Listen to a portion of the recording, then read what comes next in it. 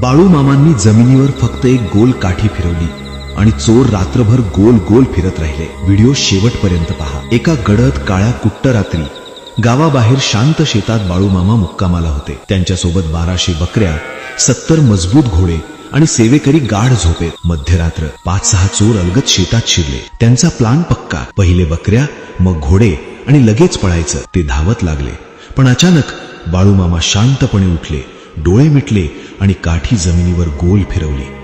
इकडे चोर धावतच होते। 1 तास, 2 तास घामाने भिजलेले, दमछाक झालेली, आणि अचानक ते थांबले, डोळे वर केले आणि थरारले।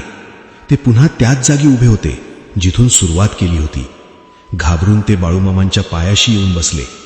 बाळूमामा डोळे उघडून म्हणाले, मी जरी झोपलो असलो तरी माझा तिसरा डोळा कायम उघडाच असतो। त्या रात्रीनंतर त्या चोरांनी कधीच चोरी केली नाही। जर तुम्हीही बाळूमामांवर विश्वास ठेवत असाल तर कमेंटमध्ये लिहा जय बाळूमामा आणि चॅनलला सबस्क्राईब नक्की करा।